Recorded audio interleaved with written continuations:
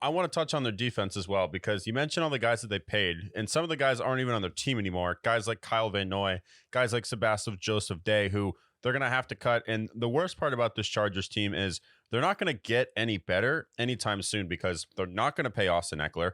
They might have to cut Keenan Allen at this point. They're probably going to have to either trade or cut Khalil Mack to save money on cap space as well. They're an absolute cap purgatory at this point. They're screwed.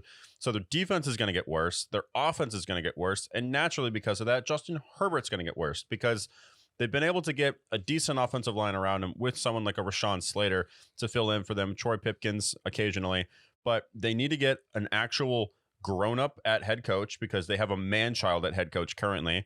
And this team, they really should just enter a rebuild, because you're not going to have Austin Eckler, so you're not going to have a formidable receiving back. You're not going to have Keenan Allen as your number one, as he's probably going to be gone after this year because of the salary cap issues. You're going to lose Khalil Mack most likely.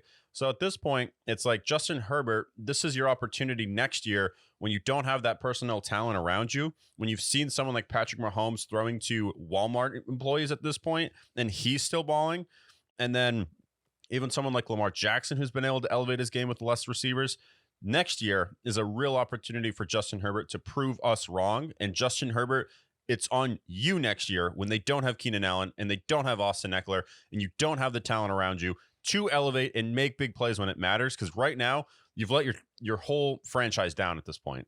Yeah, he's let his whole franchise down, and it's not just on Justin Herbert, because it's kind of like he has been a problem, but he's just a symptom of what the Chargers are. And then we've seen the Lions overcome history, overcome bad juju. He's going through the similar situation that Matt Stafford did when he was with Detroit, where he's kind of just a symptom of the environment of the franchise, because we were both on the train that why would you bring back a head coach that blew a 27-point lead when Sean Payton is out there? And it was just for the simple fact that they really didn't want to pay him, and they don't want to be paying two head coaches at the same time. But to fix your franchise, you need someone who's going to step in there like Dan Campbell did. It's like, hey man, it's all about grit. It's all about working hard, getting better each day. And when it's a loss, Dan Campbell took there, it's all on me. It's all my fault. Maybe I need to readjust and look at something, and I let my players down. Brandon Staley, never have I seen him go, oh, I let my players down. It's just, no, I'm going to be snippy. I'm going to be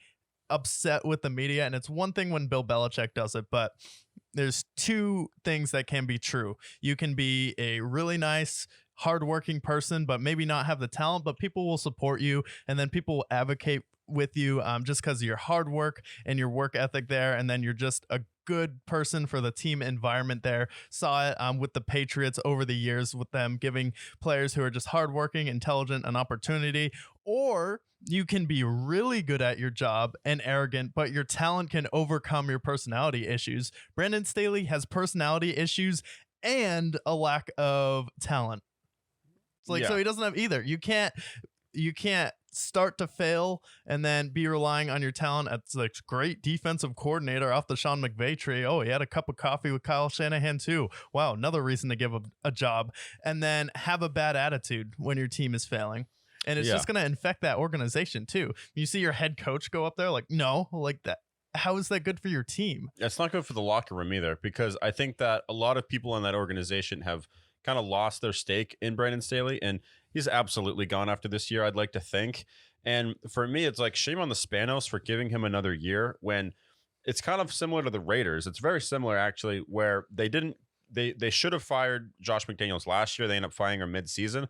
For the Chargers, it's like, you should have never brought him back, because you want to erase that 27-0 deficit. You don't want to keep it lingering in the locker room. We saw something with the Bills. We've even alluded to the Bills with that 13-second debacle and how it's infected their locker room the last 2 years. For the Chargers, you're a franchise that has perpetually heartbroken your fans, a team that's perpetually choked in the playoffs, and you want to erase that. You want to be like the Lions. You want to be like even the Texans, a team that's trying to turn things around and change the culture and the dynamic around your organization as a whole.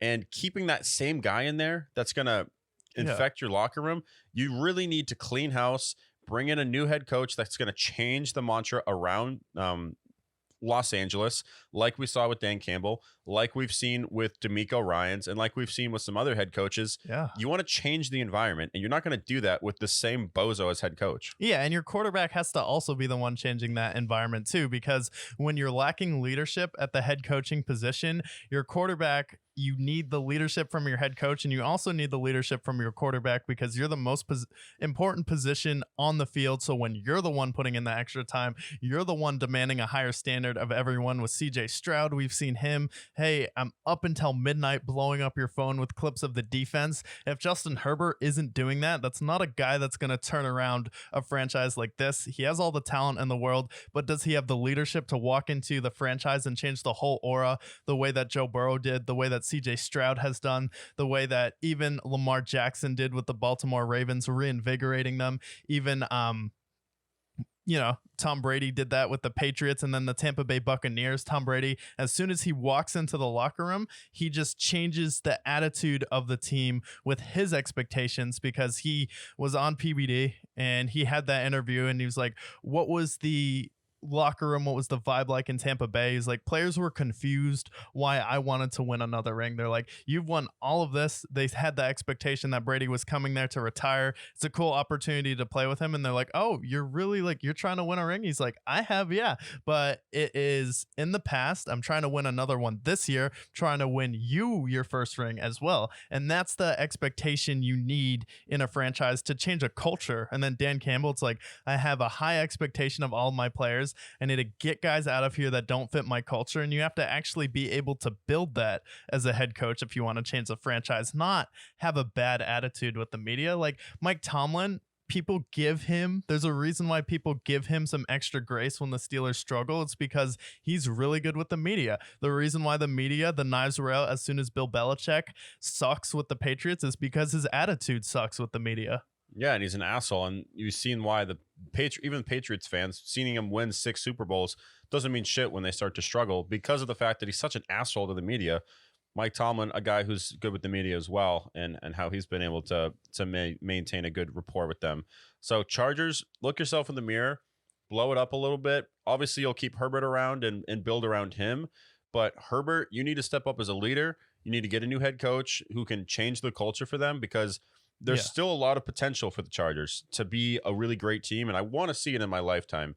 And if they're going to do that, whether it's selling the team because you can't afford to give them a cup of coffee, or it's getting that right head coach that can change the culture, it needs to happen, because it's going to be a real shame if by the end of Justin Herbert's career, we don't see him get that good head coach or him to elevate the way he can, because he's one of the most talented quarterbacks in the NFL.